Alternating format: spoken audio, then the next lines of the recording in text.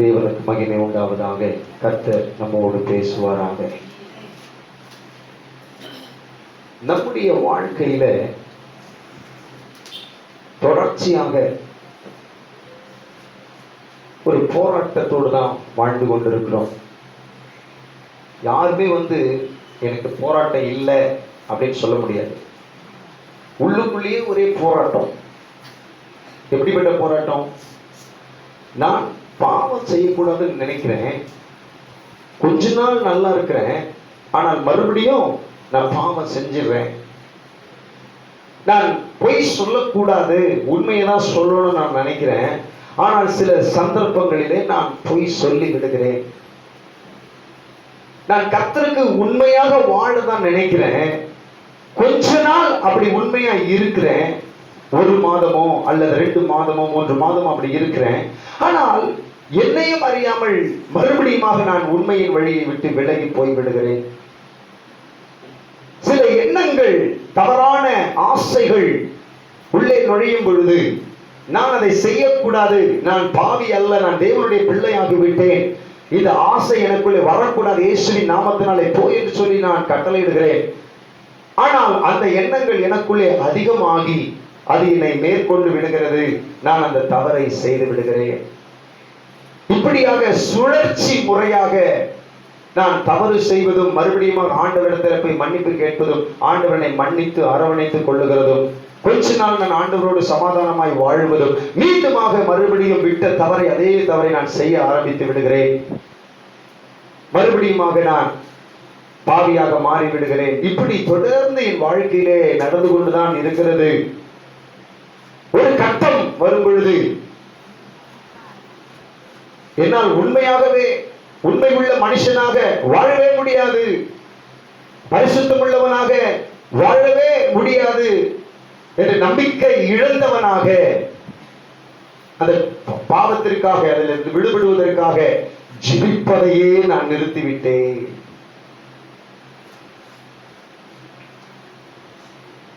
இப்படிப்பட்ட போராட்டம், உண்மை சொல்லுங்க, எல்லாருக்குள்ள இருக்குதா இல்லையா? ஏன்னா உண்மையை ஒத்துக்கிட்டதான் ஆவியானவர் உதவி செய்வார். இல்ல பிரதர், அப்படிப்பட்ட போராட்டம்லாம் இல்லை, என் ரூட் கிளியர், நான் பாட்டுக்கு அப்பாவை ஆராதிச்சுட்டு போயிட்டே இருக்கிறேன், யாருன்னா சொல்ல முடியுமா?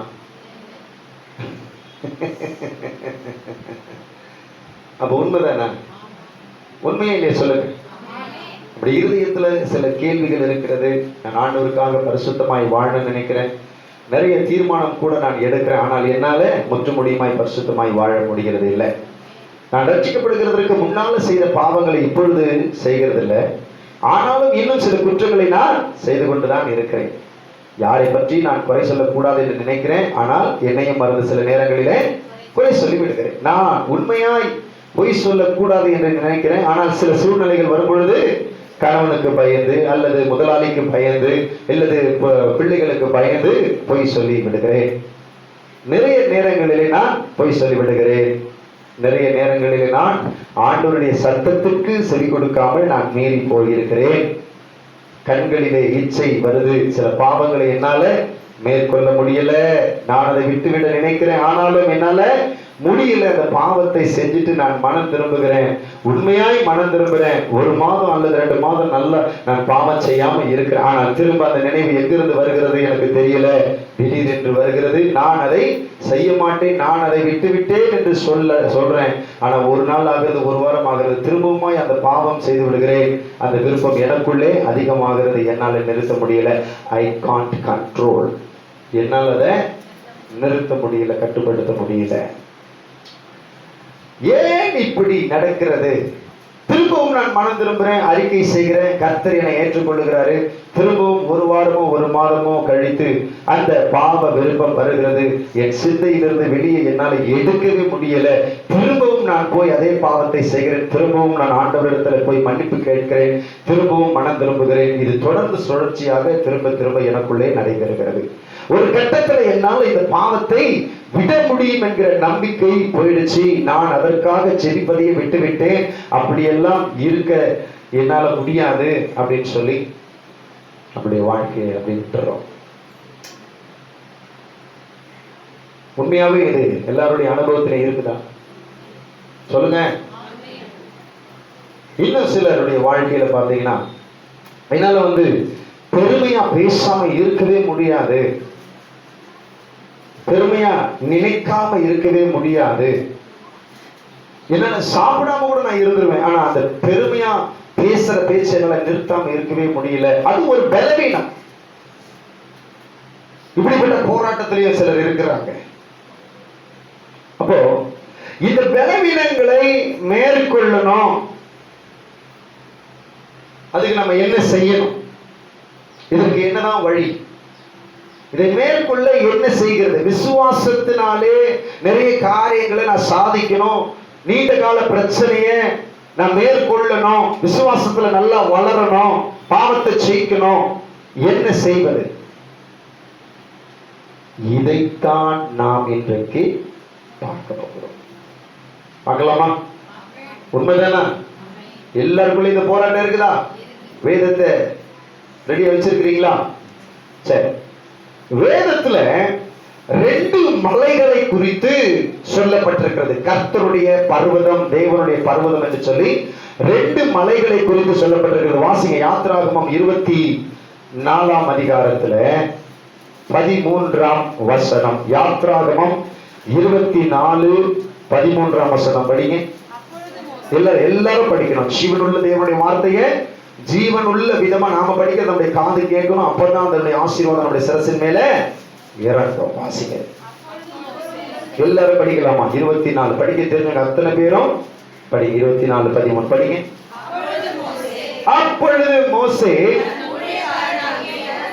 தன் ஊழியக்காரனாகிய யோசுவாவோடு எழுந்து போனான். மோசே தேவ பர்வதத்தில் ஏறி போனான். அவன் மூப்பரை நோக்கி, நாங்கள் உங்களிடத்தில் திரும்பி வர மட்டும் நீங்கள் இங்கே எங்களுக்காக காத்திருங்கள். ஆரோனும் ஊரும் உங்களிடத்தில் இருக்கிறார்கள். ஒருவனுக்கு யாதொரு காரியம் உண்டானால் அவன் அவர்களிடத்தில் போகலாம் என்றான். மோசே மலையின் மேல் ஏறின போது ஒரு மேகம் மலையை மூடிற்று. கர்த்தருடைய மகிமை சீனாய் மலையின் மேல் தங்கி இருந்தது. மேகம் 6 நாள் அதை மூடி இருந்தது. 7ஆம் நாளில் அவர் மேகத்தின் நடுவில் இருந்து மோசேயை கூப்பிட்டார். மோசே எந்த மலையில ஏறி போனான்னு சொல்லப்பட்டிருக்கு? சீனாய் மலை. அந்த மலைக்கு பெயர் என்ன சொல்லப்பட்டிருக்கு? தேவனுடைய பர்வதம். நல்ல கவனிங்க, இது பழைய ஏற்பாட்டுல தேவனுடைய பர்வதம் என்று சொல்லப்பட்ட சீனாய் மலையின் மேலே மோசேயை தேவன் அழைத்தார். அவர் ஏறி அங்க போய் தேவனோடு பேசினார். அடுத்ததாக ஏசாயா 2ஆம் அதிகாரம் 3ஆம் வசனம் படிங்க. ஏசாயா புஸ்தகத்திலே 2ஆம் அதிகாரத்துல 3ஆம் வசனம். பழைய ஏற்பாட்டிலே பக்கம் 807. பக்கம் 807 பழைய ஏற்பாட்டில் வாசிங்க. திரளான ஜனங்கள் புறப்பட்டு வந்து நாம் கர்த்தரின் பர்வதத்துக்கும் யாக்கோபின் தேவனுடைய ஆலயத்துக்கும் போவோம் வாருங்கள். அவர் தமது வழிகளை நமக்கு போதிப்பார், நாம் அவர் பாதைகளை நடப்போம் என்பார்கள். ஏனெனில் சீயோனில் இருந்து வேதமும் எருசலேமில் இருந்து கர்த்தரின் வசனமும் வெளிப்படும். இது இந்த பர்வதத்துக்கு பேர் சொல்றதுக்கு கர்த்தரின் பர்வதம். அதுடைய அந்த பர்வதத்தின் பேர் என்ன? சீயோன். சொல்லுங்க, என்ன பர்வதம் பேரு? சீயோன். நல்லா தெரிந்து கொள்ளுங்க. மோசே ஏறி போன தேவ பர்வதத்தின் பெயர் சீனாய். இப்ப நாம கர்த்தருடைய பர்வதம் என்று சொல்லப்படுகிற சீயோன் மலையினிடத்திலே வந்து சேர்ந்திருக்கிறோம். இந்த 2 மலையில இருக்கிற ஒற்றுமைகளையும் வேறுபாடுகளையும் அதுல இருக்கிற நன்மைகளையும் நம்ம பார்க்க போகிறோம். அதாவது புதிய ஏற்பாட்டில, பழைய ஏற்பாட்டில சீனாய் மலை, புதிய ஏற்பாட்டில சீயோன் மலை கர்த்தருடைய பர்வதம் என்று சொல்லப்பட்டிருக்கிற 2 மலையிலும் என்ன நடந்தது என்று ஒப்பிட்டு பார்க்க போகிறோம். சீனாய் மலையில என்ன நடந்தது, சீயோன் மலையில என்ன நடந்தது, இது 2ஐயும் கவனித்தீர்களானால் உங்கள் வாழ்க்கைக்குரிய வெற்றியின் ரகசியங்களை எல்லாம் நீங்கள் தெரிந்து கொள்ளலாம். நான் மறுபடியும் சொல்றேன், இந்த ரெண்டு மலையிலையும் என்ன நடந்தது என்பதை நீங்கள் அறிந்து கொண்டீர்களானால் உங்கள் வாழ்க்கையின் வெற்றிக்கான எல்லா ரகசியங்களையும் நீங்கள் கண்டுபிடித்து விடலாம், தெரிந்து கொள்ளலாம். அந்த ரெண்டு மலையில என்ன நடந்ததுன்னு, முதலாவது சீனாய் மலையில என்ன நடந்தது? யாத்ராகமம் 19ஆம் அதிகாரம் 16 முதல் 19 வசனங்கள் வரைய படிக்கலாம். யாத்ராகமம் 19ஆம் அதிகாரத்துல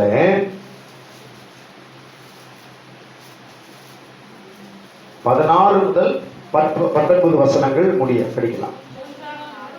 அது வாசிங்க. 3ஆம் நாள், பக்கம் 94ஆம் பக்கம் பழைய ஏற்பாட்டுல 3ஆம் நாள் விடியற் காலத்தில். விடியற் காலத்துல எத்தனை மணி தெரியுமா? 3 மணிக்கு.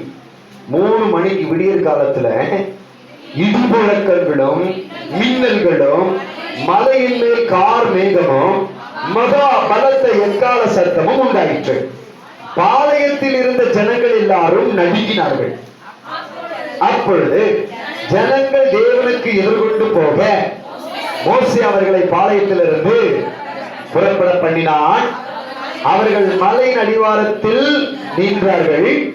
கர்த்தர் சீனாய் மலையின் மேல் அக்கினியில் இறங்கினபடியால் அது முழுவதும் புகைக்காடாய் இருந்தது. அந்த புகை சூளையின் புகையை போல் எழும்பிற்று. மலையும் முழுவதும் மிகவும் அதிர்ந்தது. எக்கால சத்தம் வர வர மிகவும் பலமாய் தொனித்தது. மோசே பேசினான், தேவன் அவனுக்கு வாக்கினால் மறுமொழி கொடுத்தார். இங்க பழைய ஏற்பாட்டுல நல்ல கவனிங்க. பழைய ஏற்பாட்டுல சீனாய் மலையில அதிகாலை வேளையில கர்த்தர் இறங்கி வந்தார். ஏன் இறங்கி வந்தார்னு நான் சொல்றேன், கவனிங்க. அவர் இறங்கி வருகிறாரு. அவர் வரும் பொழுது பாத்தீங்கன்னா எக்கால சத்தம் பலமாய் துணிக்குது. மலை அதிருது. ஏன் பூமி முழுவதும் அங்க அதிருது. கர்த்தர் அங்க இடி முழக்கங்களோடு கூட மின்னல்களோடு கூட மகா பயங்கரமான காட்சியோடு இறங்கி வராரு. அந்த மலை முழுவதும் அப்படியே அக்கினி பற்றி எரிந்து கொண்டிருக்கிறது. ஜனங்கள் எல்லாரும் மலையின் அடிவாரத்தில் நின்று அந்த காட்சியை பார்க்கிறாங்க. இப்ப மோசே ஒருவன் மட்டும் மலையின் மேல ஏறி போய் அங்க மோசே பேசுறாரு. தேவன் அவருக்கு மறுமொழி கொடுத்தார், அதாவது வார்த்தையை கொடுத்தார். இப்போ புதிய ஏற்பாட்டுக்கு அப்படியே திரும்பி வாங்க. அப்போஸ்தலர் 2ஆம் அதிகாரம் 1 முதல் 4 வரையில படிங்க. அப்போஸ்தலர் புஸ்தகத்துல 2ஆம் அதிகாரம் 1 முதல் 4 வசனம் முடிய. புதிய ஏற்பாட்டுல பக்கம் 162 படிங்க. பெந்தேகொஸ்தே என்னும் நாள் வந்தபோது அவர்கள் எல்லாரும் ஒருமனப்பட்டு ஓரிடத்தில் வந்திருந்தார்கள். அப்பொழுது பலத்த காற்று அடிக்கிற முழக்கம் போல வானத்திலிருந்து சடுதியாய் ஒரு முழக்கம் உண்டாகி அவர்கள் உட்கார்ந்திருந்த வீடு முழுவதையும் நிரப்பிற்று. அல்லாமலும் அக்கினிமயமான நாவுகள் போல பிரிந்திருக்கும் நாவுகள் அவர்களுக்கு காணப்பட்டு அவர்கள் ஒவ்வொருவர் மேலும் வந்து அமர்ந்தது. அவர்கள் எல்லாரும் பரிசுத்த ஆவியினாலே நிரப்பப்பட்டு ஆவியானவர் தங்களுக்கு தந்தருளின வரத்தின்படியே வெவ்வேறு பாஷைகளிலே பேச தொடங்கினார்கள். இப்ப பாத்தீங்கன்னா பழைய ஏற்பாட்டுல சீனாய் மலையில கர்த்தர் அக்கினியில இடி முழக்கத்தோடு ஒரு பெரிய எக்கால சத்தத்தோடு இறங்கி வரார். இப்ப இந்த சீஷர்கள் அந்த மேல் வீட்டு அறையில கூடியிருந்தாங்க தெரியுங்களா? அந்த மேல் வீடு எங்க இருக்குன்னு பாத்தீங்கன்னா தேவாலயத்துக்கு பக்கத்து தெரு பக்கத்திலேயே. அந்த தேவாலயம் எங்க கட்டப்பட்டிருந்தது, அந்த மேல் வீடு அந்த நகரம் எங்க இருக்குதுன்னு பாத்தீங்கன்னா சீயோன் மலை. எழுதி கொள்ளுங்க. தேவாலயம் இருந்த மலை என்ன மலை? சீயோன் மலை. அந்த சீயோன் மலை மேலதான் மேல் வீட்டு அறையில தான் 120 சீஷர்கள் ஒன்று கூடி செபிக்கிறாங்க. அந்த இடத்துல அதே பலத்த சத்தத்தோடு பெரும் காற்றோடு அக்கினியில பரிசுத்த ஆவியானவர் இறங்கி வருகிறார். கவனிங்க, நல்ல கவனிச்சுட்டு வாங்க. இந்த ரெண்டு மலையினுடைய அனுபவங்களுக்கு தெரிஞ்சாதான் உங்கள் வாழ்க்கையினுடைய வெற்றி ரகசியத்தை நீங்கள் கண்டுபிடிக்க முடியும். என் கூட கவனிச்சுட்டு வாங்க. ஃபோன் எல்லாத்தையும் சைலண்டில் போட்டுருங்க. தேவனுடைய வார்த்தையை கூர்ந்து கவனிங்க. சரி, இப்போ கர்த்தர் சீனாய் மலையில் இறங்கி வந்தார். பார்த்துக்கங்க, எப்போ அவர் இறங்கி வராரு அப்படின்னு அந்த நாளை குறிப்பிட்டு நீங்க பாத்தீங்கன்னாக்கா, இஸ்ரவேலர்கள் எகிப்துல அடிமைகளாக இருந்த பொழுது ஆண்டவர் மோசையை அனுப்பி 10 வாதையை செஞ்சார். 10வது வாதை என்ன அனுப்புனார் சொல்லுங்க? சொல்லுங்க, சத்தமா சொல்லுங்க. எகிப்தில் இருக்கிற ராஜா முதல் கொண்டு ஒரு சாதாரண குடிமகன் வரைக்கும் இருக்கிற எல்லார் வீட்டில் இருக்கிற தலைச்சன் பிள்ளைகளையும் அழிச்சார், சங்கரித்தார். இப்போ பஸ்கா ஆட்டுக்குட்டி அங்க அடிக்கப்படணும். சரியா சாயங்காலம் 3 மணிக்கு நீங்க பஸ்கா ஆட்டுக்குட்டியை அடிச்சு தோல் உரிச்சு அதை நெருப்புனால சுட்டு என்ன பண்ணிடணும்?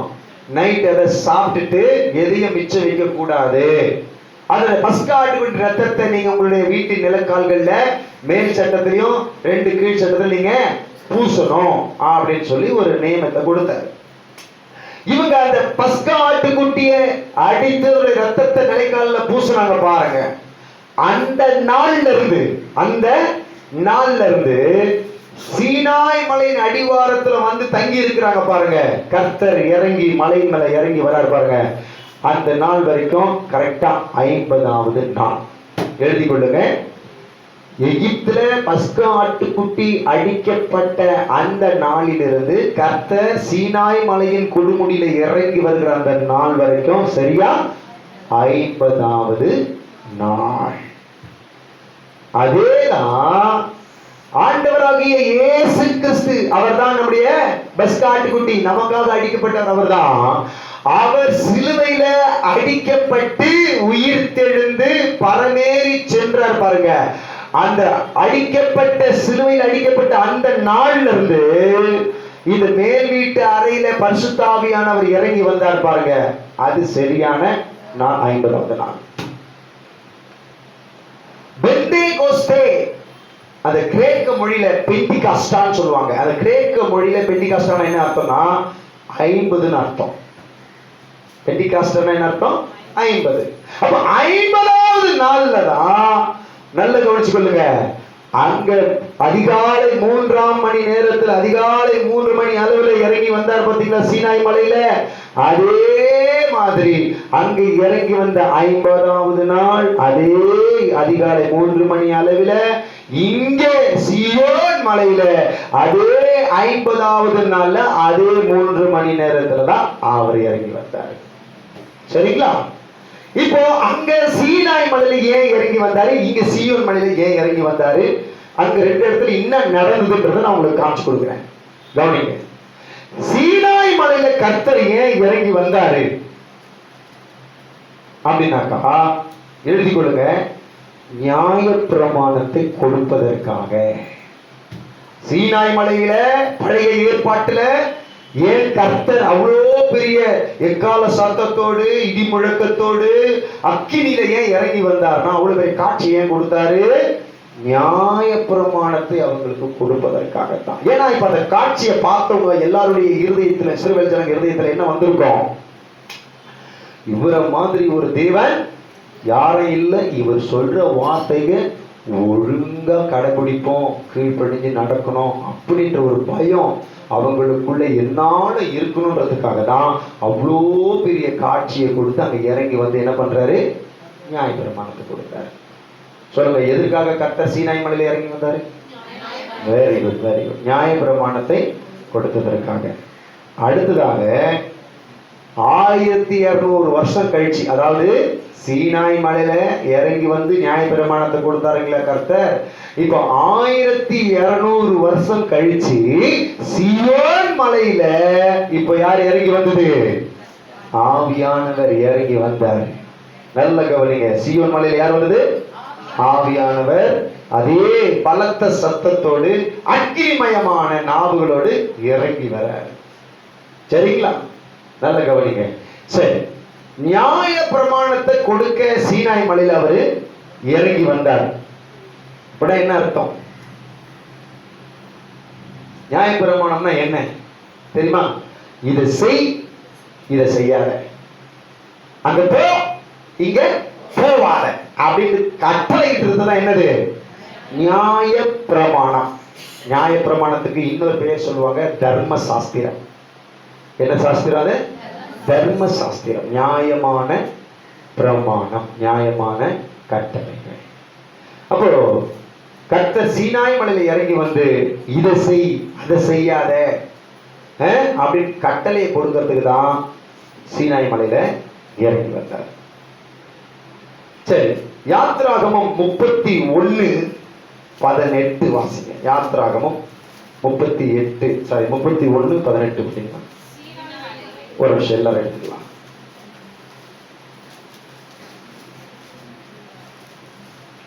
வாசிங்க. 31:18 சீனாய் மலையில் அவர் மோசேயோடு பேசி முடிந்த பின் தேவனுடைய விரலினால் எழுதப்பட்ட கற்பலகைகளாகிய சாட்சியின் 2 பலகைகளை அவனிடத்தில் கொடுத்தார். இப்போ சாட்சியின் பலகை, அதாவது அந்த நியாய பிரமாணத்தை தேவன் எழுதி கொடுத்தார். எதனால எழுதி கொடுத்தாரு? இல்ல, எதுல எழுதி கொடுத்தார்? கற்பலகைகள் எழுதினாரு. எதை வச்சு எழுதினாரு? மறுபடியும் படிங்க. படிங்க.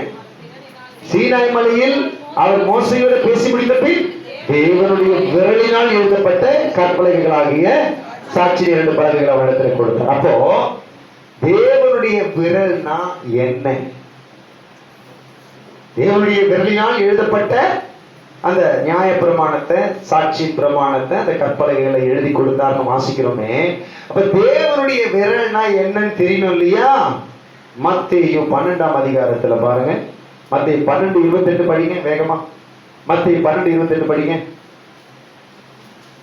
சீக்கிரம். நல்ல சத்தமா எல்லாரும் படிங்க. மத்தேயு 12:28. நான் தேவனுடைய ஆவியினாலே பிசாசுகளை துரத்துகிறேன். இயேசு என்ன சொல்றாரு?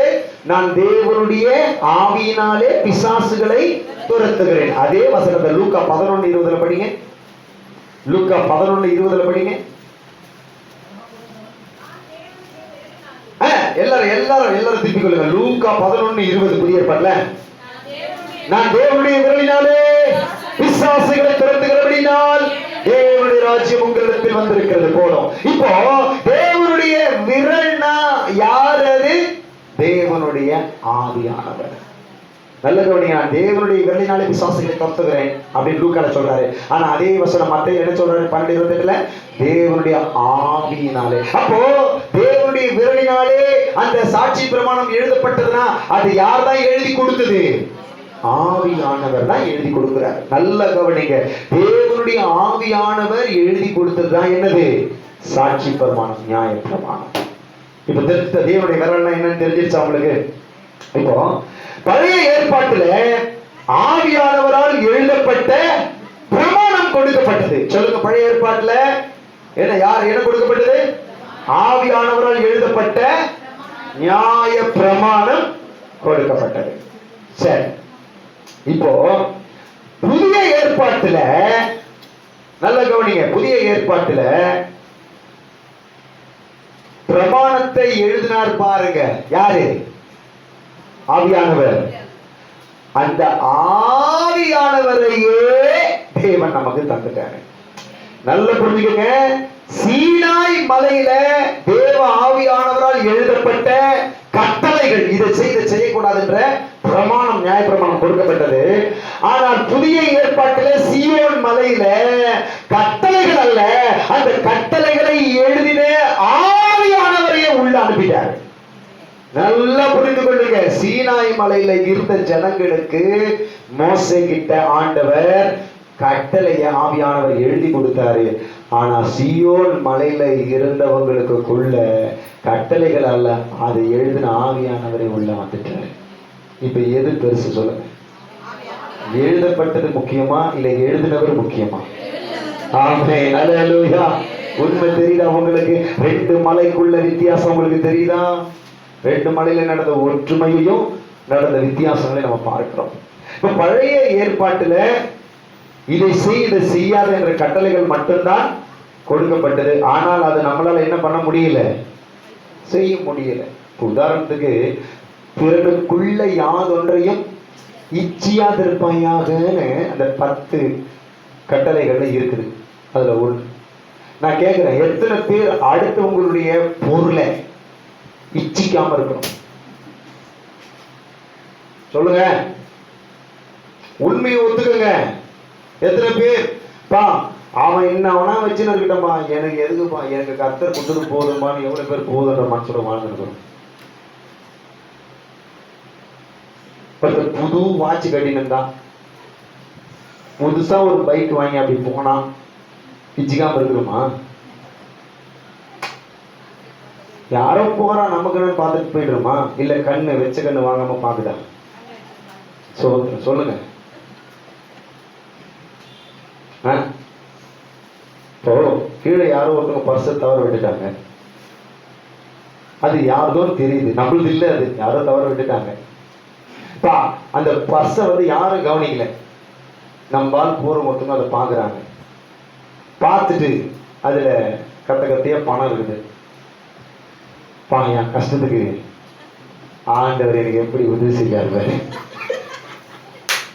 அப்படின்னு அது மேல ஒரு ஆசையை வச்சு அதை எடுத்துட்டு போய் இஷ்டத்துக்கு செலவு பண்றாங்க.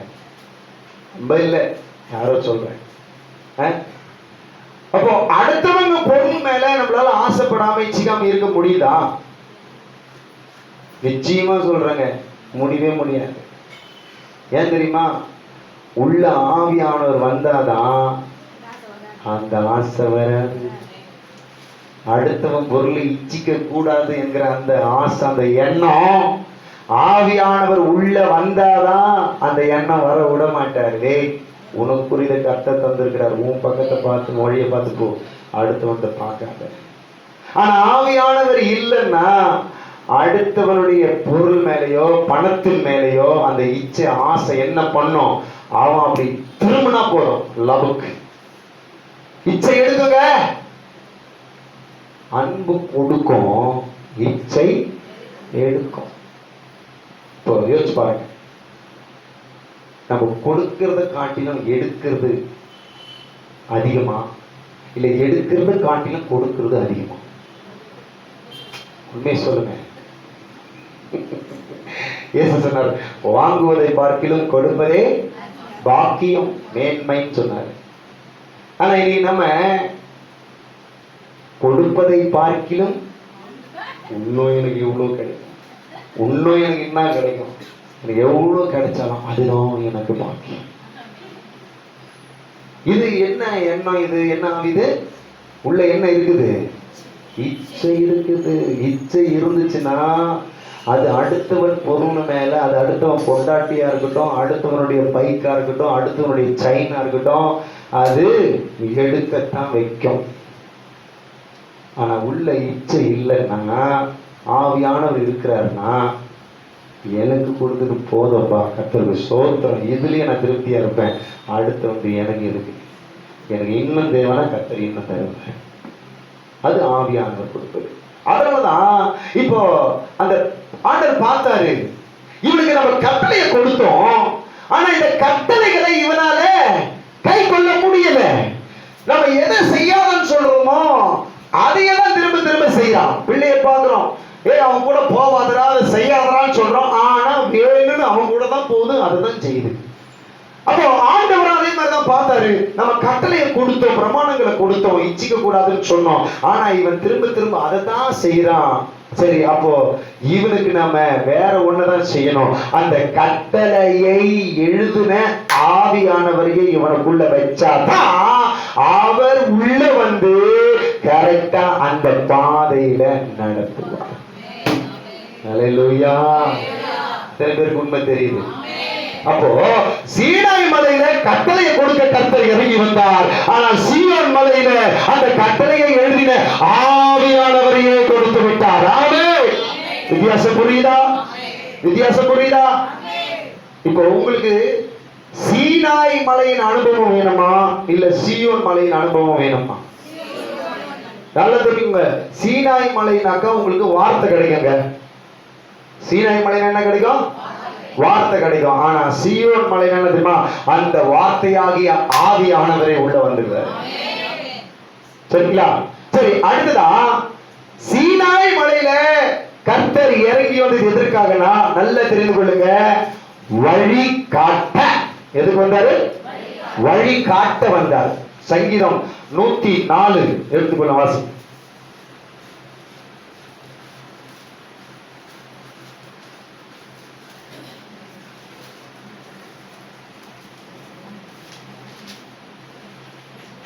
சங்கீதம் 108 10 11 படிங்க, வேகமா படிங்க. சங்கீதம் 108 10 11 வேகமா படிங்க.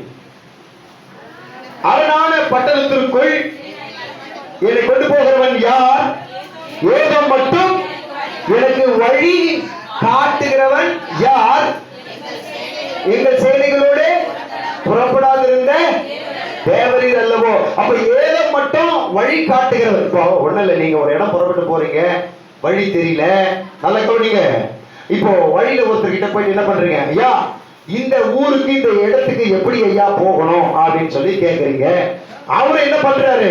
நீங்க நேரா போய் வலது பக்கம் திரும்பி மறுபடியும் கொஞ்சம் தொலைவு போனதுமே ஒரு இடது பக்கம் அப்படியே திரும்பும், இந்த பக்கம் இடது பக்கம் திரும்புங்க, அப்புறம் நேரா போங்க, அங்க போனா அந்த இடத்துல அது வந்துடும் அப்படின்னு சொல்றாரு.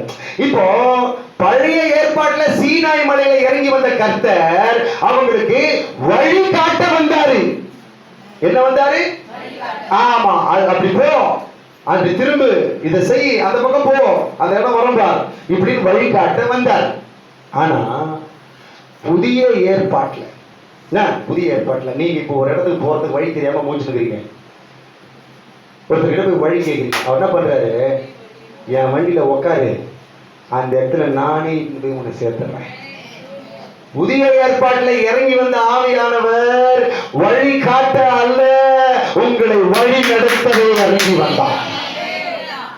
உள்ள எதுக்கு வந்திருக்கிறாரு? பரலோகத்துக்கு. உங்களை வழி காட்டல, வழி நடத்தி போற. பரலோகத்துக்கு நேரா போயிருக்கிறார். அப்போ சீனாய் மலையில இறங்கி வந்த கர்த்தர் கட்டளையை கொடுத்தாரு, வழி காட்டினாரு. ஆனா சீயோன் மலையில இறங்கி வந்த கர்த்தர் என்ன பண்ணாரு? கட்டளை எழுதின ஆவியானவரையே தந்து எங்க போகணுமா அந்த இடத்துக்கு அவரே சுமந்துட்டு போறேன். எத்தனை பேர் சத்தியம் புரியுது? எத்தனை பேர் சத்தியம் புரியுது? இப்ப சீயோன் மலைக்கும் சீனாய் மலைக்கும் உள்ள வித்தியாசம் தெரியுதா? எத்தனை பேருக்கு புரியுது? நல்லா தெரிஞ்சு கொடுங்க. புதிய ஏற்பாட்டில் ஆண்டவர் வழி நடத்த இறங்கி வந்தார். வாசிங்க, யோவான் 16:13 படிங்க. யோவான் 16:13 வேக வேகமா எடுத்து படிங்க. புதிய ஏற்பாட்டில் பக்கம் சொல்லுங்க. 352 152 படிங்க. சத்திய ஆவியாகிய படிங்க.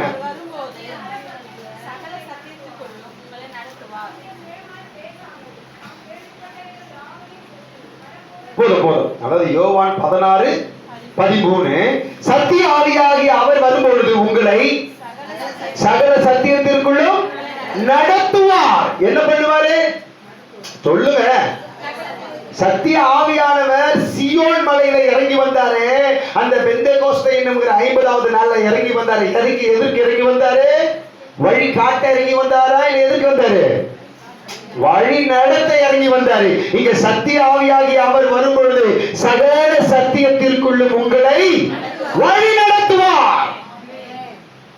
இதுதான் சீயோன் மலையின் அனுபவம்.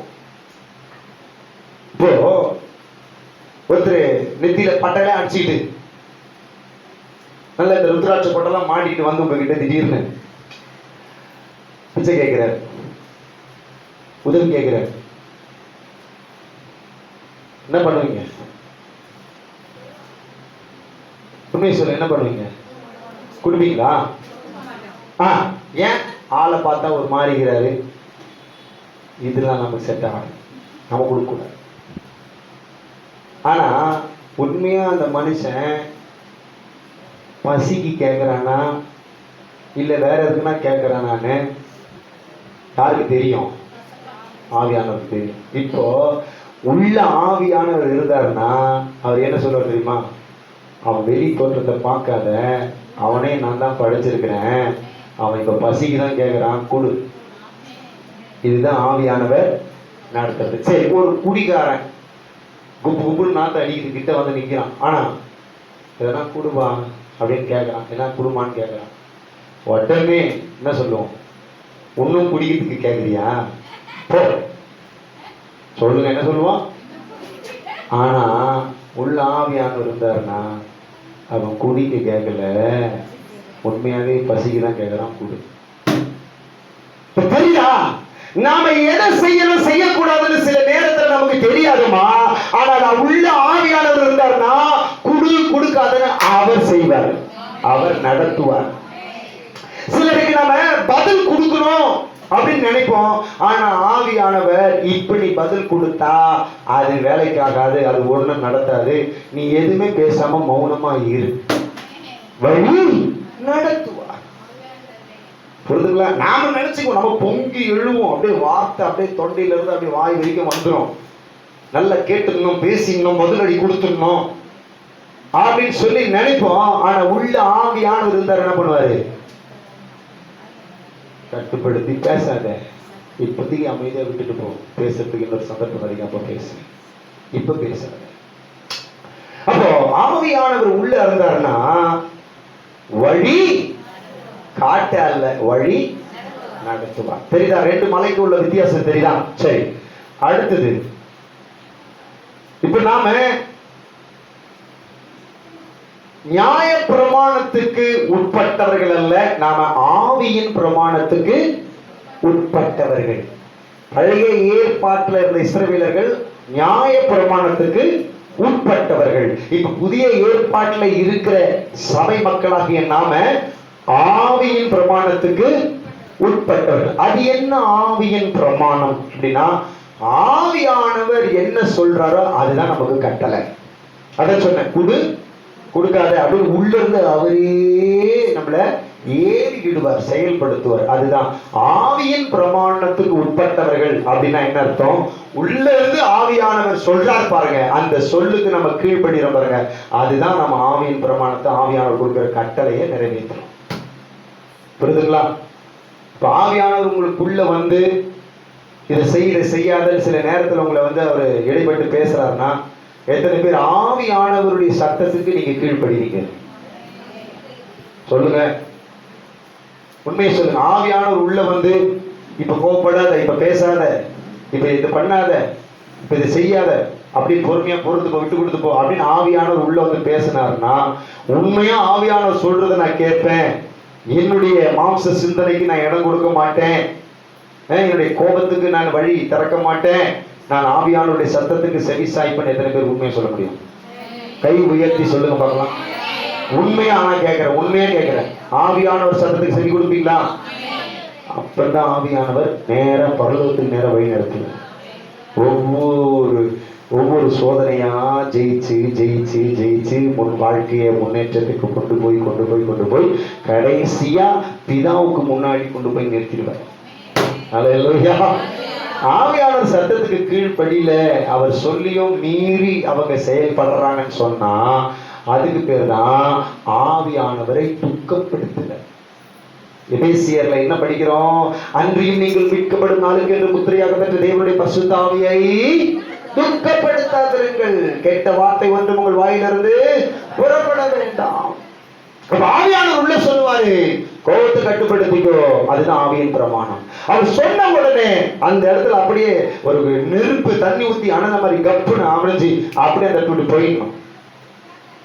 என்னதான் எதிரி வந்து நம்மளை தூண்டி விட்டு, நம்மளுடைய நாவை கிளறி விட்டு, நம்மளுடைய கோபத்தை எழுப்பி விட்டு, நம்மளை அப்படியே நெருப்பு மாதிரி அப்படியே எரியிற மாதிரி தக்கன்னு வச்சா கூட உள்ள இருந்து ஆவியானுடைய மெல்லிய சத்தம் கேட்கும், கோபப்படாத, விட்டுட்டு போயிட்டு எடுத்து விட்டுருவாரு. உடனே போயிட்டு நாமளும் தப்பிச்சோம், அவங்களும் தப்பிச்சாங்க. ஆனா அதே ஆவியானவருடைய சத்தம் மெல்லிய சத்தத்துக்கு செவி சாய்க்காம அவங்க மீறி கோபப்பட்டு அவங்க பேசுறாங்க அப்படின்னு சொன்னா என்ன அர்த்தம்? சொல்லுங்க. அவர் சொல்றதுல எனக்கு முக்கியம் இல்லை, நான் என்ன நினைக்கிறேன் தான் முக்கியம். அப்படியாப்பட்டவங்களை ஆவியானவர் மறுரூபமாக்கி மேல கொண்டு போவாரா? சொல்லுங்க. என் தனி ஜபத்தை நான் ஜெபிக்கிற ஜபத்துல ஒண்ணு என்ன தெரியுமா? ஆவியானவரே, உங்க சத்தத்துக்கு நான் செவி கொடுக்காம போயிடக்கூடாது. அப்படி போயிட்டேன்னா என்ன மாதிரி முட்டாள் யாரும் இருக்க முடியாது. ஏன்னா என்ன சகல சத்தியத்திற்குள்ள நடத்துகிற ஆவியானவர் நீங்க தான். பிதாவின் சித்தத்தை வெளிப்படுத்துகிறவர் நீங்க தான். உங்க சத்தத்துக்கு செவி கொடுக்காம நான் போயிட்டேன்னா என்ன மாதிரி ஒரு முட்டாள் யாரும் இருக்க முடியாது. ஆக எப்பொழுதும் உங்க சத்தத்துக்கு கீழ்ப்படிந்து எதை விடணுமோ, எதை நிறுத்தணுமோ, எதை செய்யக்கூடாதோ நீங்க சொல்றதை செஞ்சுட்டு நான் போயிட்டே இருக்கணும். ஆவியானவரை நடத்தி செல்லுங்கப்பா. என் நோக்கெல்லாம் அங்க போய் சேரணும், பிதாவுக்கு முன்னாடி நிற்கணும்.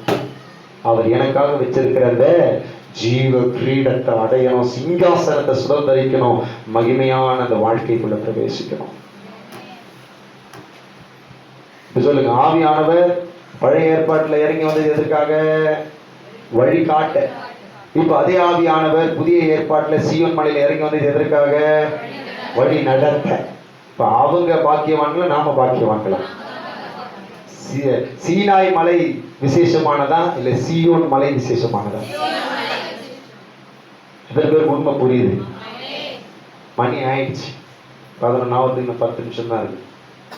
10 நிமிஷத்துல நம்ம முடிக்க முடியாது. சரி, இப்போ வேகமா நம்ம பார்க்கலாம். சீனாய் மலையில கர்த்தர் மகிமையில இறங்கி வந்தார். அவருடைய பிரசன்னம் அந்த மலையில தங்கி இருந்தது. நல்ல கவனிச்சு கொள்ளுங்க. சீனாய் மலையில அந்த 50வது நாள்ல இஸ்ரவேல் ஜனங்க எகிப்துல பஸ்கா ஆட்டுக்குட்டியை அடிக்கப்பட்ட அந்த நாள்ல இருந்து 50வது நாள் சீனாய் மலையின் அடிவாரத்துல வந்து சேர்றாங்க. அந்த சீனாய் மலையில 50வது நாள்ல கர்த்தர் என்ன பண்றாரு?